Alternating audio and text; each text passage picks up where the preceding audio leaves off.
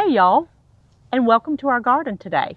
We hope that you will enjoy this tour as we discuss some of the ways that we are dealing with deer, since we're out in the country and our property is located on a deer corridor. So we have to deal with deer a lot. Yes, it's more than just playing in the dirt and piddling around the garden.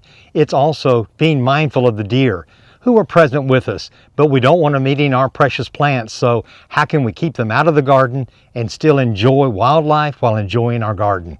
Yes, and this is part one, where we're going to focus more on creating a living wall or a green fence. Hopefully you'll get some ideas too. When we decided to move to a new location and gardening adventure a few short years ago, we were thrilled to find a beautiful piece of property with some acreage on a lake. Yes, and everywhere we've lived, we've enjoyed gardening. But the deer have always been a problem. We've gardened in various gardens here in South Georgia over the past 30 years, from suburban to coastal to now in a rural area.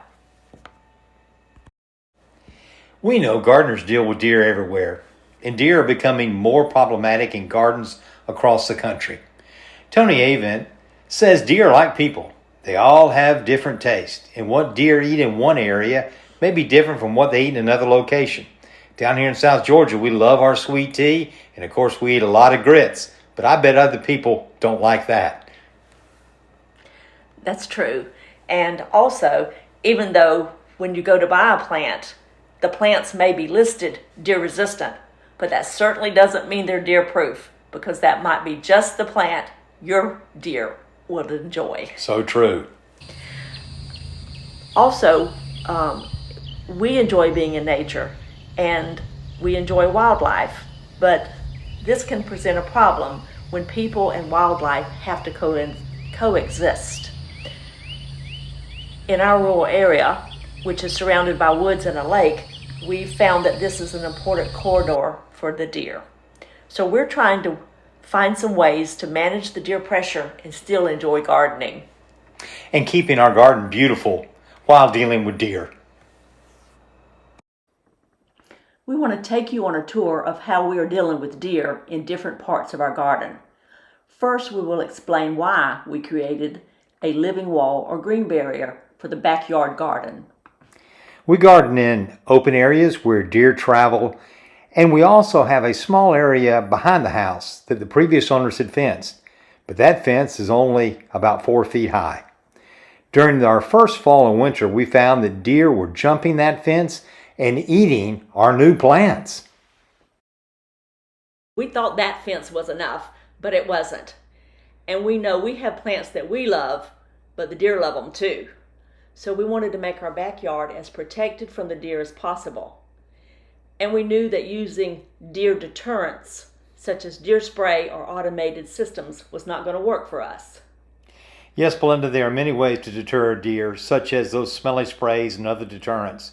But with such a large property, we felt those just weren't the right choice for us.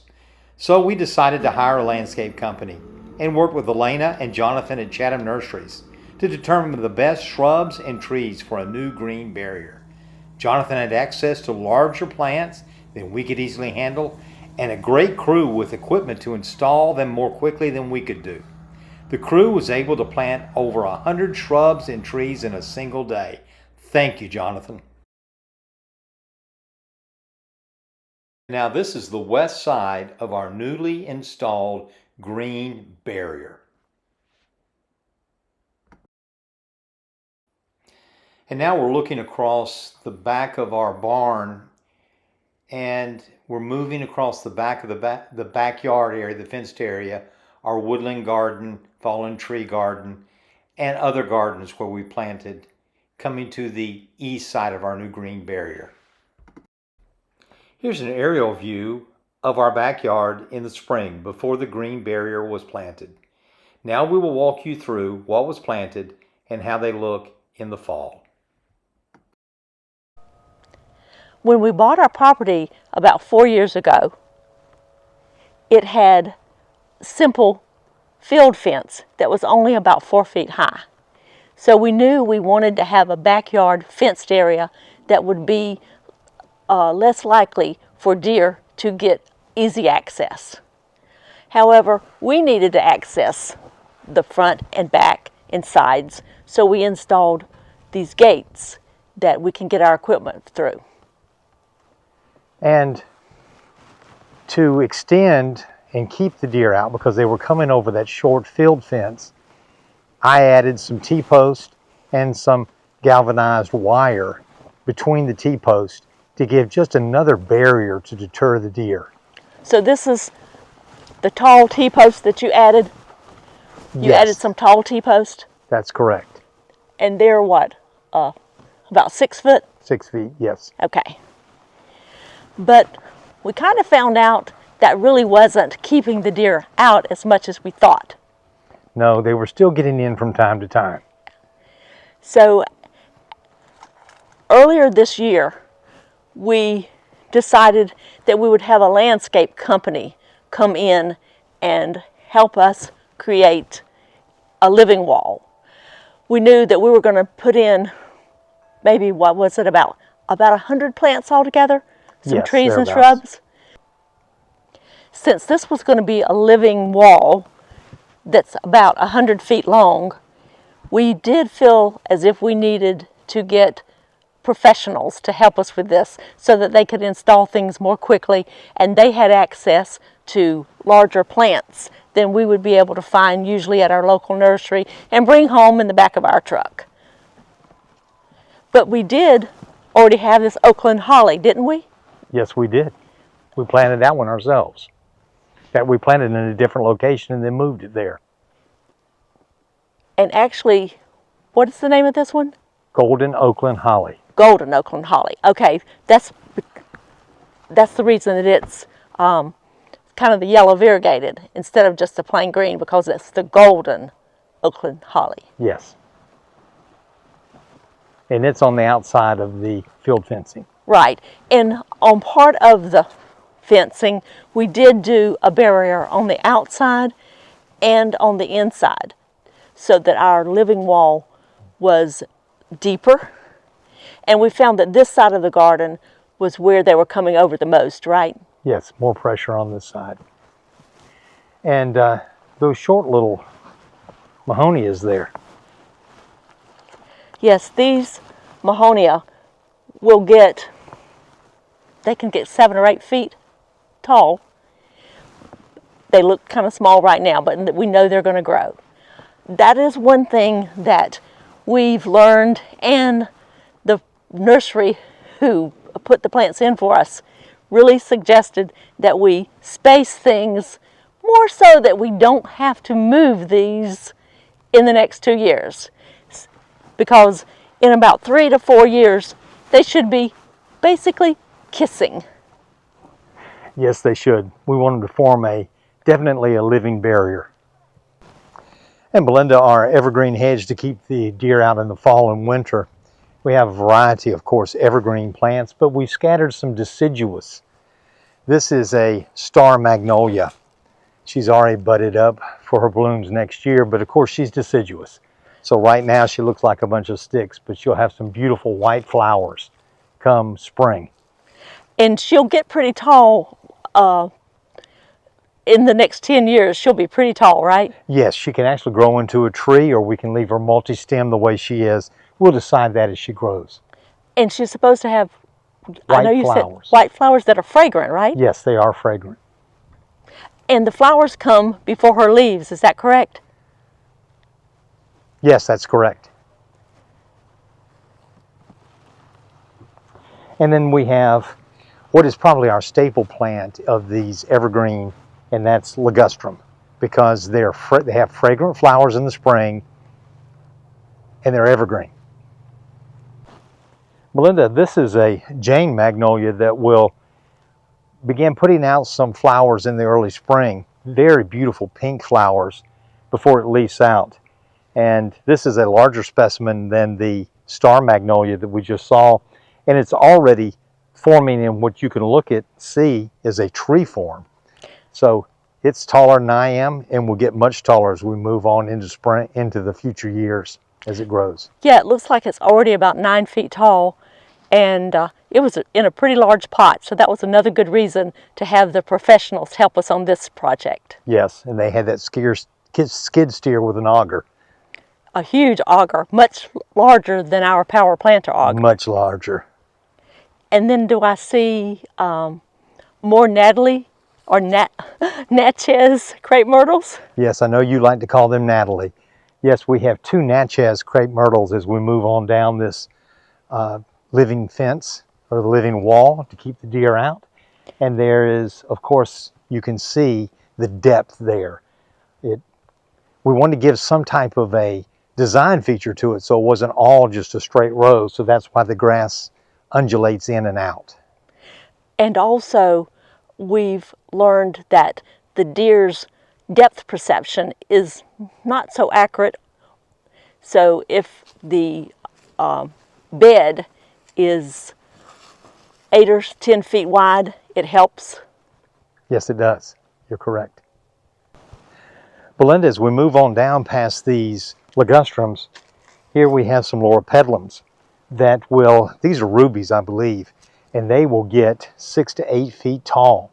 It was just, they're small because that's the specimen we could access through the nursery. So they weren't as big of a plant when they were planted as these ligustrums. And they'll have a beautiful dark pink reddish flower in spring and late fall, right? Yes, they will. I think some people call them French flower, but loropetalums, they're very tough here in the South. And they're, again, kind of one of our staple plants that they give us the evergreen interest all year and then the beautiful flowers in spring and fall. Yes, they're not fragrant, but the flowers are very beautiful, and they're deer resistant. Yes. And on the outside of the fence, the field fence, are some Jack Frost ligustrums. Didn't we move those? Yeah, we wanted to extend the double barrier or the double row of greenery here. I know they don't look so great right now. Kind of some transplant shock because we recently moved them. Yes, we just transplanted them, and when spring comes and they start putting out a little bit of new growth, we'll do a little bit of a cutback. Yes. To reset them. And they'll look great. I know you mentioned the Natchez crepe myrtles, and this is a very beautiful specimen. As you can see, it's large, and the landscape company planted it in the one on the far end. In between these two, we've added some plants that the landscape company did not add because, as gardeners do, we've expanded and grown even quickly after something's brand new. This area we've decided to call it Judy's Garden in memory of my mother. So we planted some knockout roses and some sunshine ligustrums. We're going to put some bird baths in here with these. And in the middle is a Nellie Stevens holly that we moved from another location on our property to give another evergreen structure. Right, and even though it's right, can you walk up to it so we can kind of see? Yes. It's probably only about 4 feet high right now. Yes. But in South Georgia, these become humongous trees. It will fill this space in. In fact, in a few years, we'll take this again and you won't be able to see me standing behind it. And it can probably get 25, 30 feet tall? I'm not exactly sure on the height, but it does get very tall. Right. So we've finished. Between the 2 Natchez crepe myrtles is what we've decided to designate as Judy's Garden in memory of my mother. It's going to be great to watch it grow and blossom and give us great memories of your mom. Yes, I think she would be very pleased with it. And we're going to add some more perennials and plants to give it more color in the spring and summer. But right now, since it's fall, I think it looks pretty good. I think it looks very good. And this is actually a pineapple guava. Yes. It does set out beautiful flowers that are fragrant. And then sometimes, if we're lucky enough, it may put out a little fruit. Yes. our zone 8B, 9A, you don't always get the fruits. Not always, but the flowers are good. I actually ate a few of them this past spring, and they were very good. And this is a plant that's about 3 years old now. Yes. We bought it in just probably a small 3-gallon pot and had it in one of our urns up front. So we decided when we made this shrub line back here to move it inside to give a little more interest. And I think it does that, and when it flowers, it'll give beautiful interest. Of course, in the pot that we had it in, the deer left it alone, so hopefully it's also a deer-resistant plant. Yeah, we're hoping it is. Also, I think this is one of the plants that we bought at the Georgia Southern Botanical Garden plant sale. You're right, Belinda, we did. The botanical gardens are a great place to find plants, so if you have one in your area, look online and see when they have their spring and usually a spring and fall plant sale. Yeah, and actually my garden club is one of the volunteer groups that goes and helps at the plant sale. So I've done that quite a few times, and then when I do that, that also gives me an early sneak peek to what's on sale. Yes, and hopefully snatch up some unusual plants at the same time. I'm noticing behind you those tall shrubs. Those are wax myrtles, and they are, when we lived on Skidaway Island, they are salt resistant, they're tough as nails, deer don't eat on them, they grow just prolifically. These were very small when they went in back in April of this year, and here in November they've probably added a third of that height has been added during that time, at least a third. Yeah, definitely they were shorter than I am when they were put in. They definitely were. And also, if you break some of the leaves, you notice that they're very fragrant, kind of pungent, but I think that's what helps them to be deer resistant. You're right, and they are a native. So that's always a good thing in the South. They can withstand the hot, humid summers. Very well. Nothing seems to deter them or bother them. If we look on down, there's a kind of a vacant space here to the corner, and there's what looks like twigs sticking out of the ground there. But it's actually a nice little shrub. It's just dropped its leaves already. It's a button bush, sugar button, and we got that also from the Georgia Southern Botanic Garden sale. Isn't it supposed to be able to take the damp soil a little better? Yes. In this corner, as we move on down towards our pond lake area, is a very damp area. So we have to be careful as we're moving down with these wax myrtles and then this button bush to stay with plants that can tolerate moisture in the soil. So we're hoping this is a good choice for this area. We definitely do. Stay tuned to see. Yes.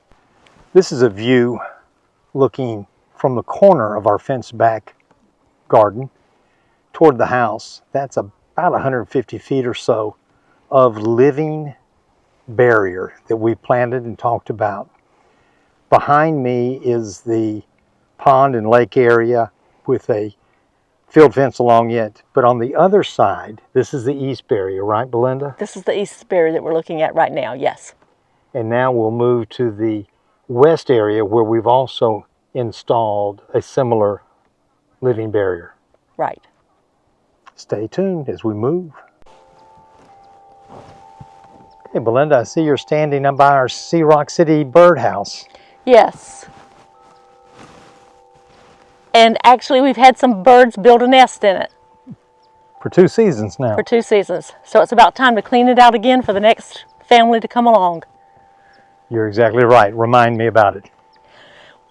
Well, you can see that we're over on the west side of our property, and we installed some wooden fence here just to be a little different, and it kind of goes with our rustic garden theme that we have here. And since it's right behind our barn, it fits, doesn't it? It does. It kind of goes with the barn. So this is mostly what you see from the roadside as you come down our road. So when we were thinking about what to put in the rest of our back garden, the living wall, we knew that we wanted some azaleas because, of course, that's the iconic southern plant, azaleas. And these are the old-fashioned ones that are going to get taller than my head, probably. Yes, I think they can get as high as 10 to 12 feet. And we knew that we had to plant them within a fenced area because we have found that they are something that the deer definitely find enjoyable. So we've planted into this corner. What did we plant, about a dozen of those? Yes, there's about a dozen. There's 6 of one kind and 6 of another kind. So it's a variety there, but there are a dozen of them. We've also planted a firelight hydrangea on this side of the magnolia, and we have a pufferfish on the other side of the magnolia. Now they're tiny because we just planted them this season, and they were only quart size when we got them. But we know that they can become beautiful, and we're looking forward to them growing so much over the next season. Then we had this large Little Gem magnolia put in. Again, this was another reason that we had a landscape company install both sides of this living fence, because we would not be able to handle transporting a tree this size, and digging its hole would have been quite difficult for us. Very difficult. We tried to mirror some of the things from the other side of the yard for our living fence, and one of the things that we brought similar on this side is the this is the star magnolia. Yes, star. And it will have the white, fragrant flowers in the spring. And of course, as we said, it can become a tree, but we're going to enjoy it as a shrub for the time being. And I think we've decided that we refer to this corner as the azalea corner since it has so many azaleas in it. Right, we call this our azalea corner garden. Well, Belinda, as we move on the other side of our gate, on this side of the fence back area, we added 2 more azaleas just to give some continuity, moving from one side of that gate to the other. And then we moved from those azaleas to what we call our staple plant, ligustrum. And speaking of the gate, that's one thing that we found when we lay out our garden, is we kind of want to think, where do we need to access our garden that's fenced off from the rest of the property? Yes, and our gates are of various sizes. This one is our largest gate, and we did this so that we could bring big equipment as it's needed, because we are on a well. If we need to bring someone in to work on the well, or if we need to bring someone in with a skid steer and a big auger to install some big plants and trees, we've got access. Right, so no matter what size your property is, if you have an area that's fenced, you need to think about, how do I access it from other parts of my property? So you need to think about where you're going to have entrance and exit points. Yes, because we did find out when we started that we wanted exit points that were convenient, so we didn't have to walk all the way around the outside of the fence to get to another portion of the garden. Right. And this row moves on down with basically ligustrums, some loropetalums, similar to what we see on the other side. Right next to me is a star magnolia. Belinda mentioned that on the other side of the gate, so it is one on this side and one on that side framing. And if you can see, right here is a bud, and this is loaded with flower buds. These will all open up, as Belinda said, in beautiful white flowers in the spring. Right, and here in South Georgia, even though we have a frost, usually it doesn't come until after the blossoms have bloomed. Usually it doesn't kill them back, right. If we get an early freeze, a late freeze, then it may, but usually they'll bloom for us. Right, so hopefully we'll get some blooms out of this one. Absolutely. And if you look on back down, you'll see There's a Jane magnolia, similar to the Jane magnolia on the other side. And then just past that, of course, there are the laurel pedlums.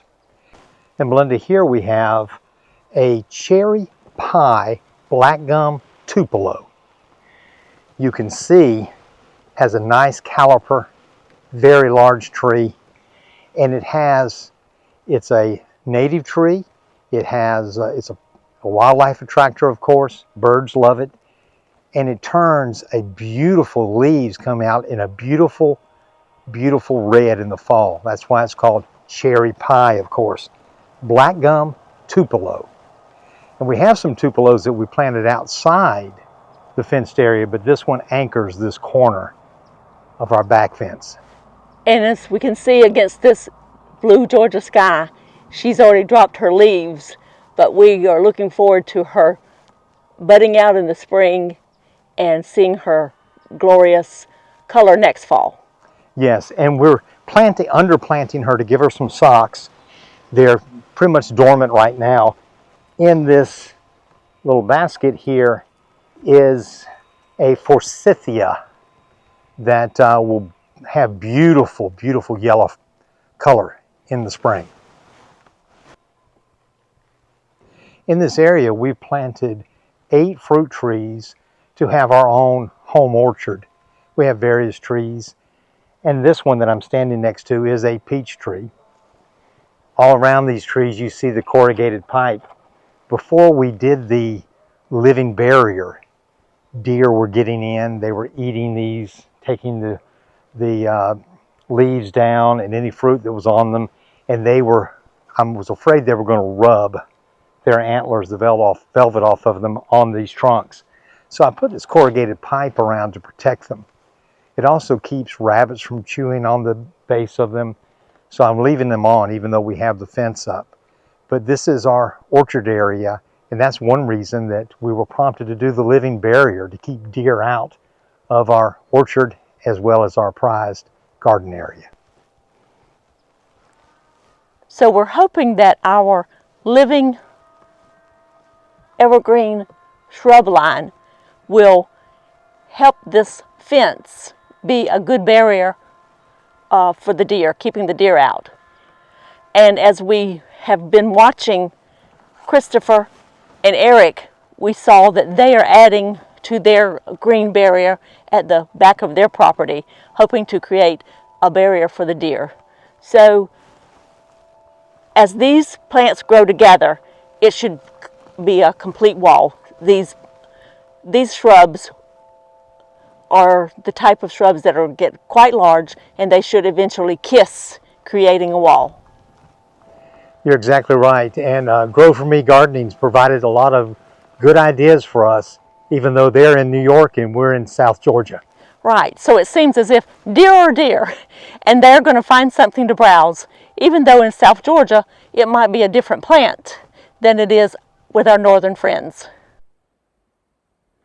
Our backyard and back porch has spectacular views of the lake, and we enjoy sitting on the back porch looking at the lake and observing nature. Actually, the area just outside that fence is a wetland area. So we really mostly want to leave that area as natural as possible. And we didn't want to block views by planting trees and shrubs. So instead, we're planting some vining plants that will create a living fence covered with vines.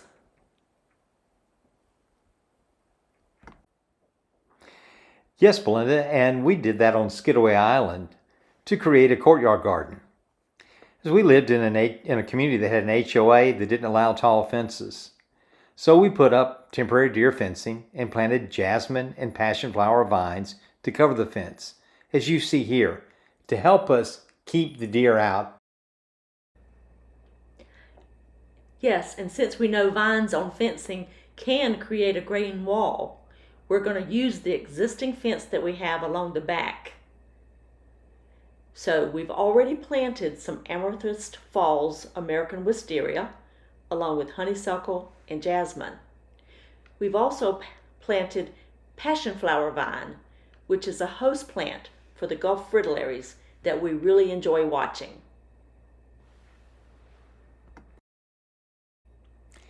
As you can see, outside the fenced area are some open pastures where we have planted some trees that are subject to deer damage. We want to protect those trees, and we're doing things to do that. So we're going to make a part 2 of this video. We'll air that later, so stay tuned to the channel and watch for part 2 on dealing with deer. Well, hopefully we have closed the gate on the deer in our backyard garden. And as our living wall or green fence continues to mature, hopefully we have a secure place for the plants that we really love. Yes, Belinda. And if you have experiences dealing with deer in your garden, share them in the comments below. Also, if you have questions about our experiences and what you've seen in this video, ask us. We'll be sure to respond to those questions. Yes, and our channel is as much about the experiences that we have as it is about plants and gardening. Yes, it is. So be sure to share your comments. Please do. Mark, it sure is wonderful to be able to sit on our back porch, having a wonderful view of the lake, and being able to enjoy nature and observe our garden. Belinda, it certainly is. It's a beautiful day. I'm hoping everyone following along enjoyed seeing our projects on dealing with deer in part 1. And I hope they'll watch part 2 as we continue dealing with deer. So I think it's a good time now to have a little sweet tea. I believe you're right, Belinda. Cheers from our South Georgia garden. And happy gardening. And good luck dealing with those deer.